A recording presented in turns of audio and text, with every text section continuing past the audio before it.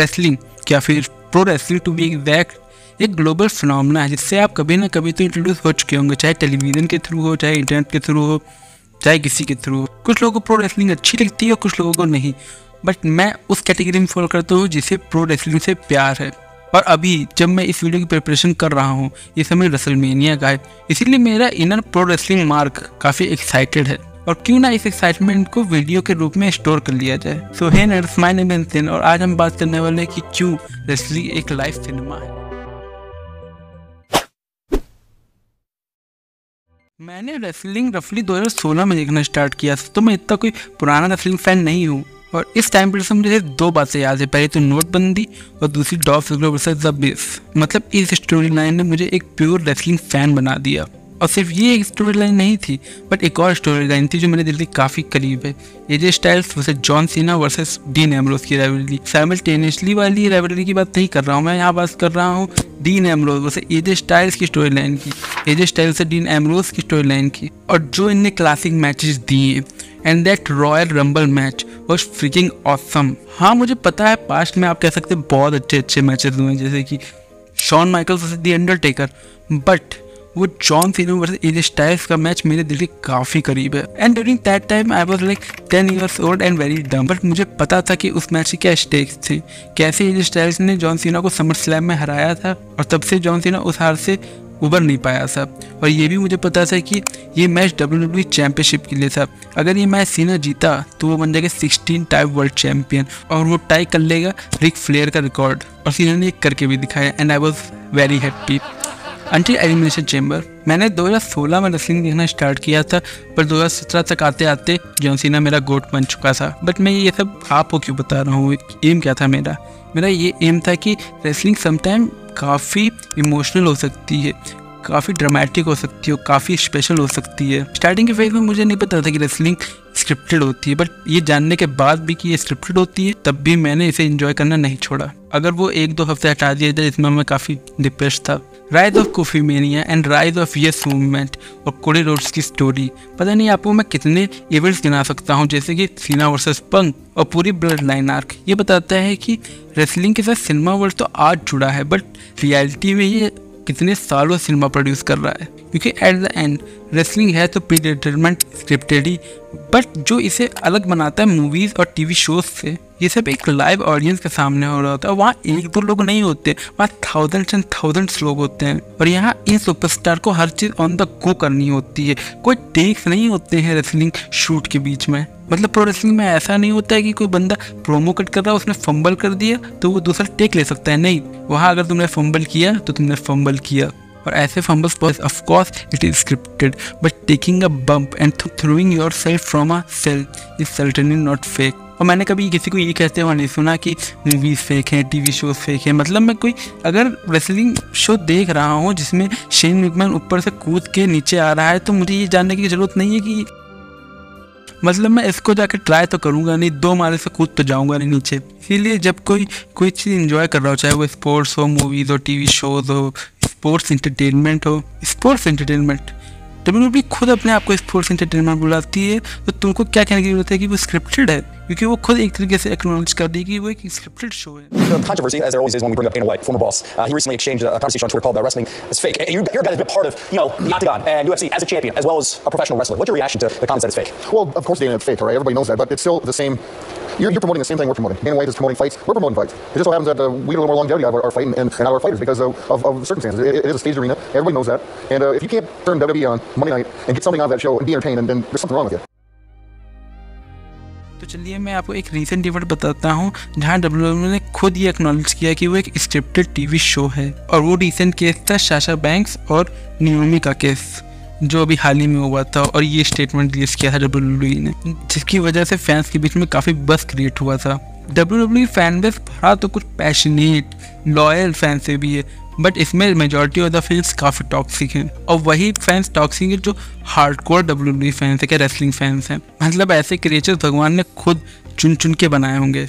अगर आप ट्विटर और एक्स पे जाके एक छोटे से सेक्शन को उठा के देखते हैं जो WWE के सेक्शन है, तो वहाँ आपको इतने डेडिकेटेड फैंस देखने को मिलेंगे, इतने डेडिकेटेड फैन जितने BTS के भी नहीं होंगे। ये खुद में ही लड़ते हैं, झगड़ते हैं और फिर खुश हो जाते हैं।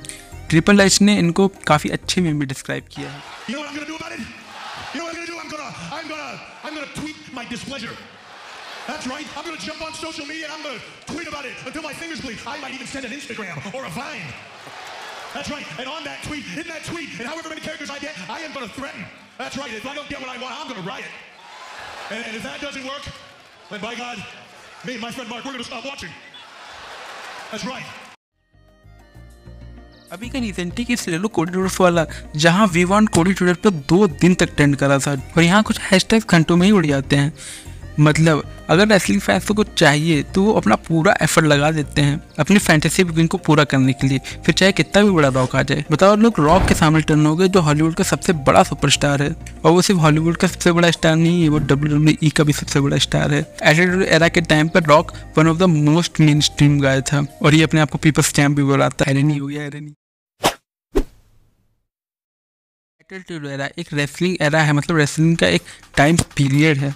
ये रेसलिंग एरा हमें बताता है कि well in general wrestling era हमें बताते हैं कि उस टाइम पीरियड पर सबसे फेमस सुपरस्टार कौन थे, उस टाइम का फैन बेस कैसा था, और ऐसे कि छोटे छोटे एलिमेंट्स जो किसी एक एरा को दूसरे एरा से अलग बनाते हैं। बट मैं इसकी बात करूंगा, बट शॉर्ट्स कैसे करूंगा क्योंकि वहाँ के लिए भी तो कंटेंट चाहिए। Attitude era undoubtedly greatest era of pro wrestling है। ऑफकोर्स मैंने ये एरा एक्सपीरियंस नहीं किया, बट मैं जब भी इससे रिलेटेड कुछ भी देखता हूँ, जैसे कि उस एरा की क्लिप्स, वीडियोस, मैचेस, तो मैं काफ़ी इन्जॉय करता हूँ।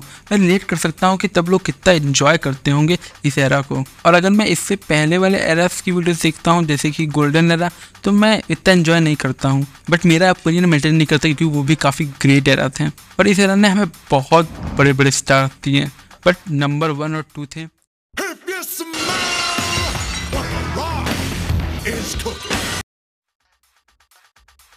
कोई भी रेसलिंग फैन कहेगा कि स्टोन कोल्ड स्टीव ऑस्टिन की वजह से ही WWE ने अपना पीक हिट किया था, और वहीं दूसरी तरफ से द रॉक जो स्टार्टिंग में तो फैंस के साथ कोई कनेक्शन नहीं बना पाए, but with time after joining league of domination turning into a heel, मतलब बैड गाय, ये one of the biggest superstar बन गए। इस एरा में हमें कई लेजेंडरीज राइवलरी सीखने को मिली, जैसे कि रॉक वर्सेस ऑस्टिन, जैसे कि ऑस्टिन वर्सेस विंस जो एक मेन रीजन बना था WCW के डाउनफॉल का, और Triple H versus the Rock, Kane versus the Undertaker, Shawn Michaels versus Bret Hart, ऐसी राइवलरीज हमें देखने को मिली। और इसी एरा में हमको Mick Foley AKA Mankind AKA Dude Love को लिटरली मरते हुए देखा, और ऐसे कई मूवमेंट्स देखे जैसे कि जब ऑस्टिन ने अपने बॉसी को स्टन कर दिया था, और ब्रेट वर्सेस ऑस्टिन की क्लासिक्स जिसने ऑस्टिन को as a main event player cement कर दिया था, और rise of DX and Rock being the Rock. तो ऐसे कई मूवमेंट्स देखने को मिले जो आज के समय रेप्लिकेट करना काफ़ी मुश्किल है। और इसी एरा में WWE फुल मेन स्ट्रीम चली गई थी। इसका एक बहुत बड़ा एग्जाम्पल है जब रॉक ने SNL होस्ट किया था, और इसी समय WWE सबसे ज़्यादा पैसा छाप रही थी। इस समय सबसे ज़्यादा रेटिंग्स आ रही थी WWE की। उस टाइम सिर्फ रॉ की रेटिंग 5 मिलियन आती थी, और आज मैं अगर रॉ और स्मैकडाउन के दोनों की रेटिंग मिला लूँ तो वो 5 मिलियन आती हैं। फिर आया रोस्लेस एरा, जहाँ हमें Cena, Lesnar, Orton, Edge, Eddie Guerrero, Chris Benoit जैसे सुपरस्टार्स का राइज देखने को मिला। ये नेम्स तो कई नए नेम्स थे, बट ऐसे भी कई कॉन्स्टेंट्स थे जिनका हमें फुल पोटेंशियल देखने को मिला इस एरा में, जैसे कि ट्रिपल एच, जैसे कि अंडरटेकर, जैसे कि HBK। हमें राइवलरी देखने को मिली बेस्ट फ्रेंड्स के बीच, मतलब HBK वर्सेस ट्रिपल एच के बीच, Batista versus Triple H, Randy versus Foley, Randy versus Taker, Randy versus Triple H, Randy versus Cena, Cena versus Triple H, Cena versus H, Angle versus Lesnar, Lesnar versus Rock, Lesnar versus Rock leader.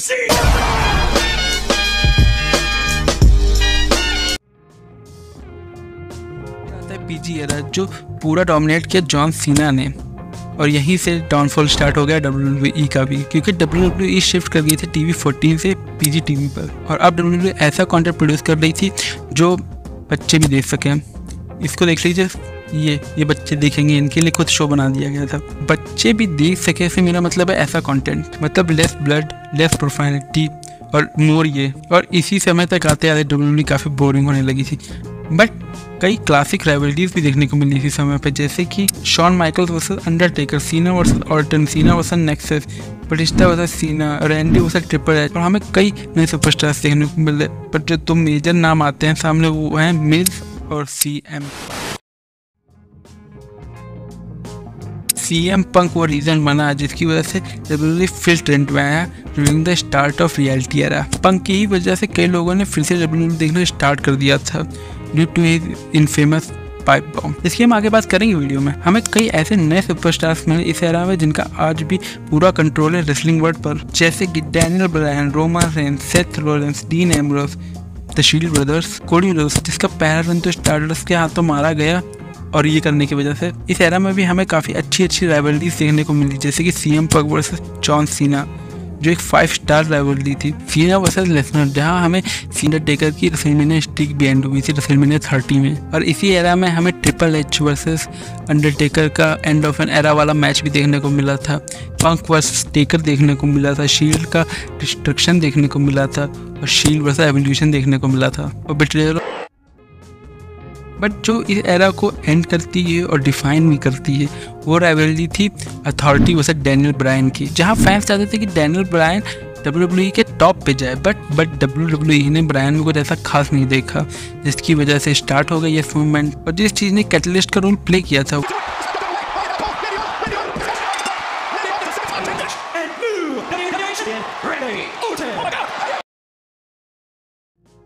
और Brian ने finally अपना movement capture किया WrestleMania 30 में। और इसी time पे WWE को अपना नेक्स्ट टॉप सुपरस्टार भी मिल गया था, जिसका नाम था रोमन रेंस, को स्टार्टिंग में फैंस ने बिल्कुल रिजेक्ट कर दिया, और ये हमें देखने को मिला अपने नेक्स्ट एरा, न्यू एरा में भी।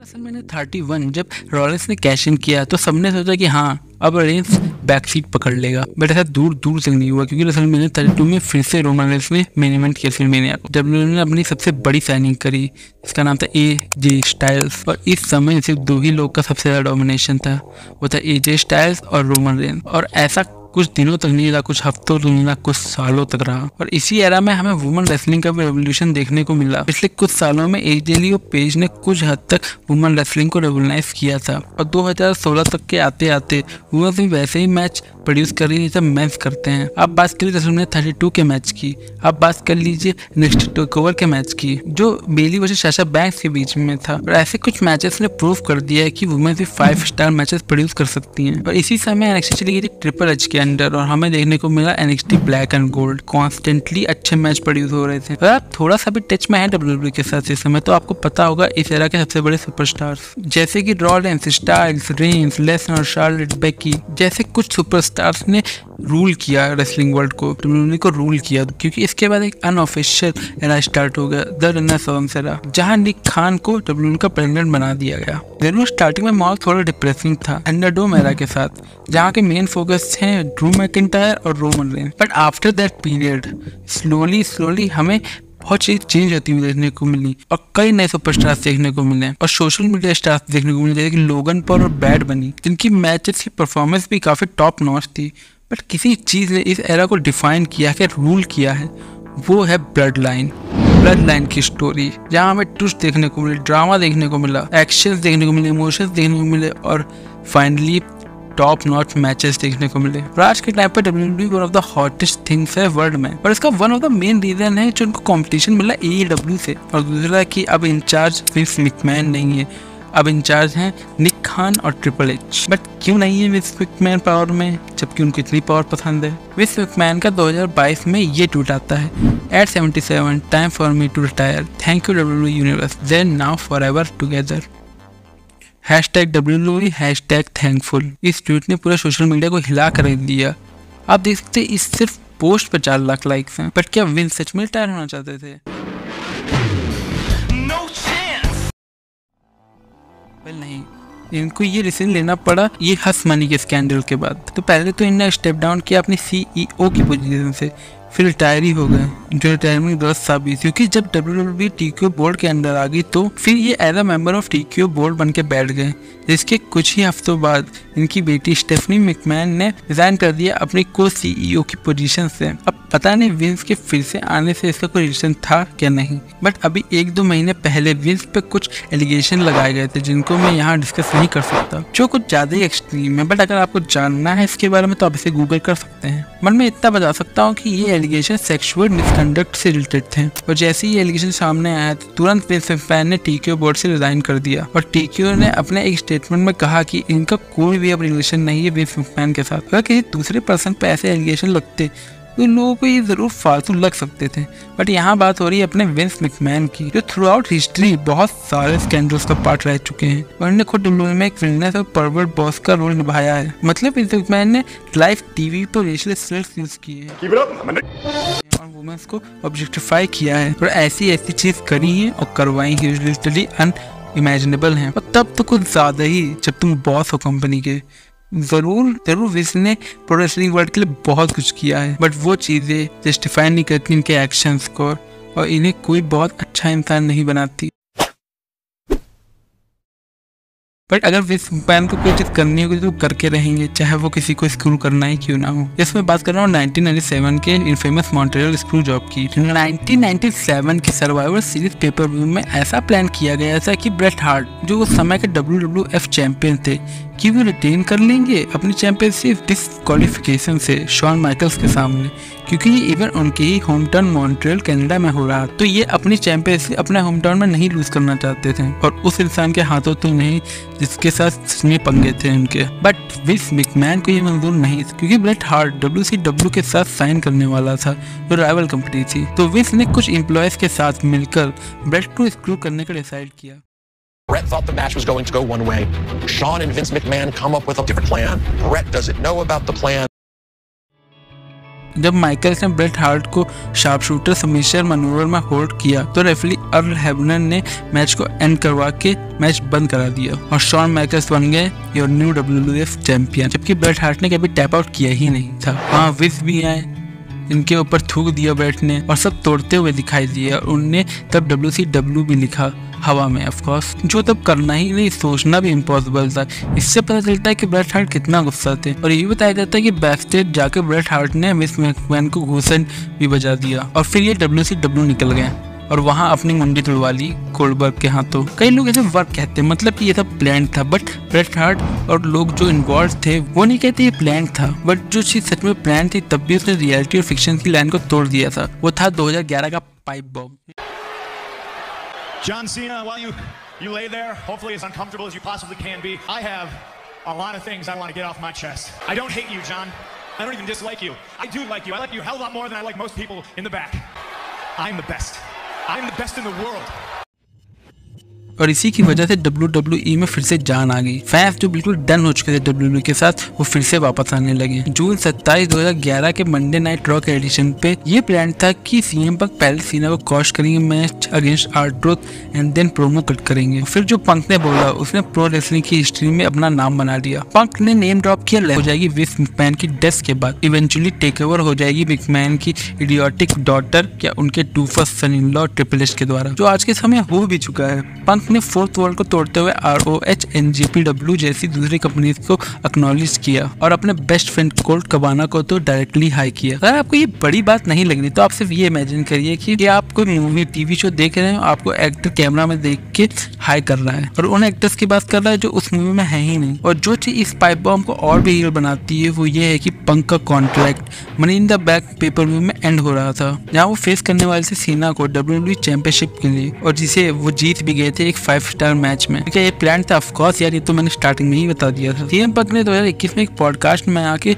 पाइप बॉम्ब के बारे में कुछ बताया, जैसे कि उस दिन विंस ने पंक को पकड़ा और कहा you are gonna get out there and air your grievance tonight. इस पे पंक ने हंसते हुए कहा sure I am the guy. Vince ने कहा जल्दी कुछ लिखो और मुझसे अप्रूव कराओ। तो पंक ने राइटर के साथ मिलकर कुछ बातें लिखी जिसपे राइटर्स ने कहा ये विंस नहीं अप्रूव करेगा। तो फिर पंक ने कुछ बातें लिखवाई और विंस ने उसे अप्रूव भी करा और फिर पंक वहाँ बैठा और जो उसे बोलना था उसने वो बोला। पंक के अकॉर्डिंग पाइप बॉम्ब प्लान था, बट पंक उसको नेक्स्ट लेवल पे ले गया।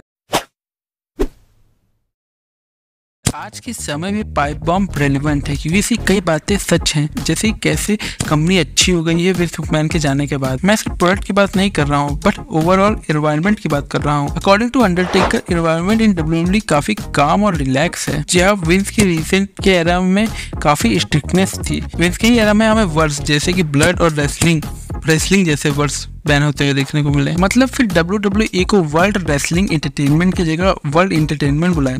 मतलब ये लोग कैसा वर्ल्ड एंटरटेन करने की कोशिश कर रहे हैं। और जो कमेंटेटर्स होते हैं जैसे कि माइकल कोल, उससे कान में घुसे रहते हैं विंस मैकमैन, जिसकी वजह से कुछ ऐसे एक्सीडेंट्स देखने को मिलते थे।